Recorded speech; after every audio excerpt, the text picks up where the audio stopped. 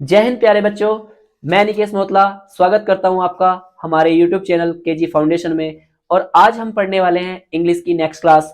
जैसा कि आपने पिछली क्लास में पढ़ा था सब्जेक्ट सेंटेंस के प्रेडिकेट पार्ट के बारे में, यानी सब्जेक्ट और प्रेडिकेट के बारे में जो सेंटेंस का मेन पार्ट है। ठीक है। और जो सेंटेंस के पार्ट थे, सब्जेक्ट क्या होता है, प्रेडिकेट क्या होता है, इसके ऊपर हमने बहुत अच्छे से क्लास में डिस्कस किया था। और उम्मीद है कि आपने उस क्लास को बहुत अच्छे से सीखा होगा और उसमें कुछ सेंटेंस आपको मैंने प्रैक्टिस के लिए दिए थे, वो भी आपने करके देखी होगी। ऐसी उम्मीदों के साथ आशा करते हुए मैं चलता हूं आज के टॉपिक पर, आज की क्लास पर। आज की क्लास जो रहने वाली है वो रहेगी फ्रेज एंड क्लोज को लेकर, यानी फ्रेज क्या होती है एंड क्लोज क्या होता है, ये दोनों हम सेंटेंस में किस तरह से इंक्लूड करके बोलते हैं या सीखते हैं, इसके बारे में आज की क्लास में हम डिस्कस करने वाले हैं। तो चलते हैं सीधा फ्रेज के लिए, यानी फ्रेज क्या होती है। तो सेंटेंस में फ्रेज को हम इस तरह से पढ़ते हैं। सबसे पहले फ्रेज की डेफिनेशन। फ्रेज की definition: a group of words which makes sense but not complete sense is called a phrase. I repeat again, a group of words which makes sense but not complete sense is called a phrase. अर्थात शब्दों का ऐसा समूह जिसका कोई अर्थ निकलता है लेकिन पूर्ण अर्थ नहीं होता है, फ्रेज कहलाता है। शब्दों का ऐसा समूह जिसका कोई अर्थ निकलता है लेकिन पूर्ण अर्थ नहीं होता है, फ्रेज कहलाता है। इट डज नॉट हैव, इसकी एक पहचान है छोटी सी। It does not have subject and a predicate, यानी इसमें ना तो सब्जेक्ट होता है और ना ही कोई प्रेडिकेट होता है। ठीक है। कुछ एग्जाम्पल लेते हैं। एग्जाम्पल्स में इन द इवनिंग, कोमा यानी next, at night, next, in blue shirt, यानी ये क्या है, कुछ फ्रेज है। इन द इवनिंग शाम को, एट नाइट रात में, इन ब्लू शर्ट नीली कमीज में। इनका मीनिंग कंप्लीट नहीं है लेकिन मीनिंग है, तो ये क्या है, सभी फ्रेज हैं। बट सेंटेंस में कैसे इंक्लूड होकर इनका एक सेंस बन जाता है वो हम अभी देखते हैं। जैसे एग्जांपल लिया मैंने, कोई लिया, he met me in the evening. He met me in the evening. He miss वह है, मेट मिस मिला, मी मिस मुझसे, इन द इवनिंग शाम को या शाम में, वह मुझे शाम में मिला। तो इसका सेंस इन द इवनिंग का ही मेट मी में मिलकर क्या हो गया, एक कंप्लीट सेंस बन गया। तो इन द इवनिंग क्या हुई, आपकी एक फ्रेज हुई। ठीक है। सेकंड एग्जांपल हमने लिया, see dreams at night. See dreams at night, यानी सी मीन्स वह है, ड्रीम्स में सपने देखती है, एट नाइट रात में। तो जो एट नाइट है वो सेंटेंस में फ्रेज है और सी ड्रीम्स ये इसकी प्रिंसिपल यानी मेन सेंटेंस है, प्रिंसिपल सेंटेंस है। ठीक है। या कोई और एग्जांपल हमने एक और लिया, नेक्स्ट जो सेंटेंस था, फ्रेज थी हमारी इन द ब्लू शर्ट। तो सेंटेंस सपोज करो ऐसे हमने ले लिया, he is my brother in the blue shirt. He is my brother in the blue shirt, वह मेरा भाई है जो नीली कमीज में है। तो जो इन द ब्लू शर्ट हुआ ये सेंटेंस में फ्रेज हुई, और ही इज माई ब्रदर वह एक मेन सेंटेंस हुआ, यानी मेन वाक्य हुआ। ठीक है। तो कहने का तात्पर्य यह है कि फ्रेज वह होती है जिसका अर्थ तो होता है लेकिन कंप्लीट अर्थ नहीं होता, और ना ही उसमें सब्जेक्ट होता है और ना ही प्रेडिकेट होता है। अंडरस्टैंड? उम्मीद है आपकी ये समझ में आ गया होगा। कुछ एग्जाम्पल जो आपको प्रैक्टिस के लिए दे रहा हूं मैं, जैसे एक एग्जाम्पल ले लेते हैं, some examples of phrase for making new sentence with the help of them. जैसे एक सेंटेंस लिया, यानी एक फ्रेज लिया आपने, in the earth.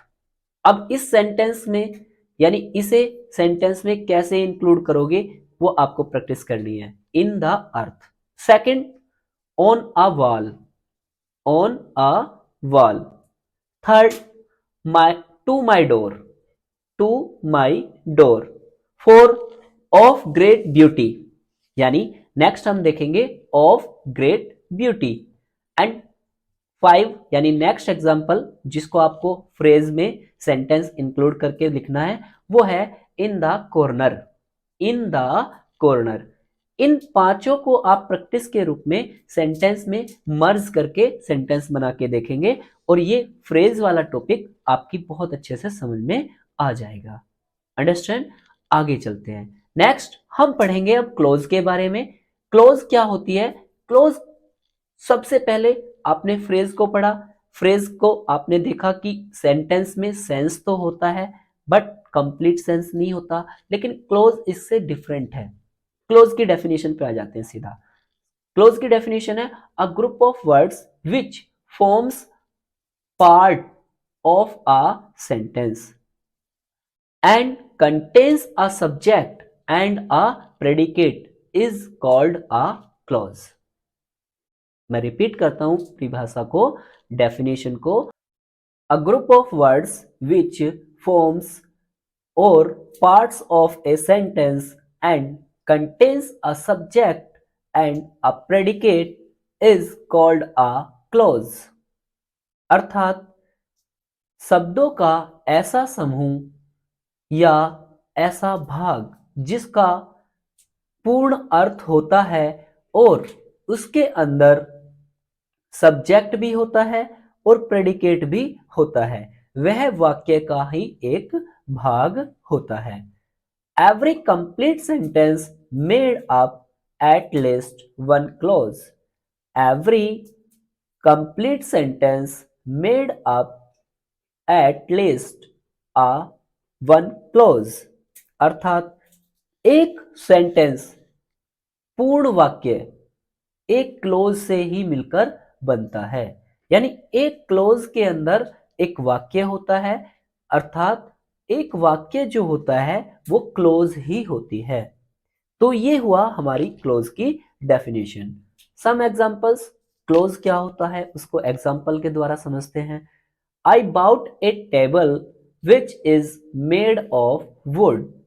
I bought a table which is made of wood. तो एक सेंटेंस, इसमें दो सेंटेंस है. क्या? I bought a table, ये सेंटेंस अलग है तो ये एक क्लोज है. दूसरा which is made of wood, which is made of wood, ये आपका दूसरा सेंटेंस है यानी दूसरी क्लोज है. अब ये दोनों क्लोज को बनाकर मिलाकर एक कंप्लीट सेंटेंस बना. ठीक है. तो यानी which is made of would, ये आपकी क्लोज डिपेंडेंट क्लोज है और पहले वाली आई बाउट ए टेबल ये मेन क्लोज है. ठीक है. यानी एक ही सेंटेंस में दो क्लोज भी हो सकती हैं, एक क्लोज भी हो सकती है और दो से ज्यादा क्लोज भी हो सकती है. नेक्स्ट हम एक और एग्जांपल से समझते हैं. जैसे he is a man who possesses great wealth. He is a man who possesses a great wealth. यानी वह व्यक्ति है जो एक अच्छा स्वास्थ्य रखता है.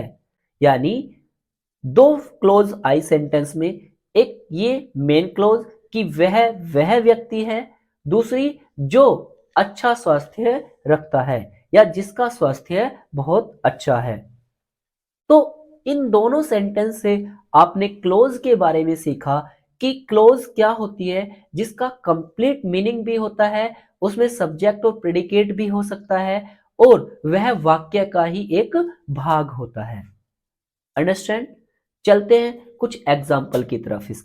इसके कुछ एग्जाम्पल है जिनसे आपको सेंटेंस की क्या देखनी है यानी कंप्लीट करके देखना है. Some examples of clauses for making new sentence with the help of them. First, I bought 2 bottles thumbs up because. I bought 2 bottles thumbs up because. क्यों? इसके आगे आपको लिखना है.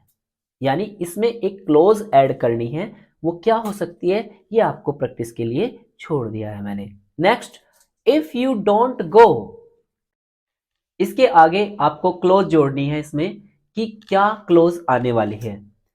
सेंटेंस कंप्लीट हो जाएगा जब आप इसमें नेक्स्ट क्लोज जोड़ देंगे।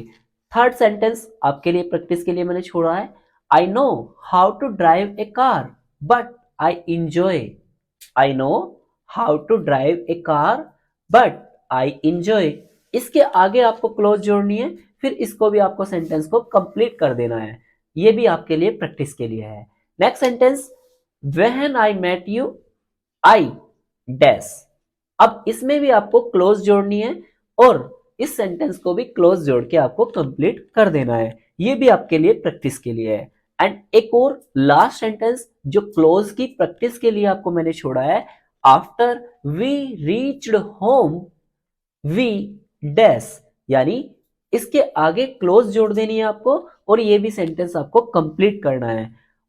तो ये थे आज के कुछ विशेष सेंटेंस जिनको आपको प्रैक्टिस करनी है। आज की क्लास में हमने फ्रेज और क्लोज को पढ़ा है। कुछ प्रैक्टिस के लिए मैंने आपको सेंटेंस दिए हैं, 5 सेंटेंस फ्रेज के और 5 सेंटेंस क्लोज के। तो आज की क्लास में इतना ही, मिलते हैं नेक्स्ट क्लास में। आशा है कि आप इन सेंटेंस की प्रैक्टिस करके आएंगे और अच्छे से इनको पूरा करके ही क्लास में अटेंड करेंगे। धन्यवाद। जय हिंद।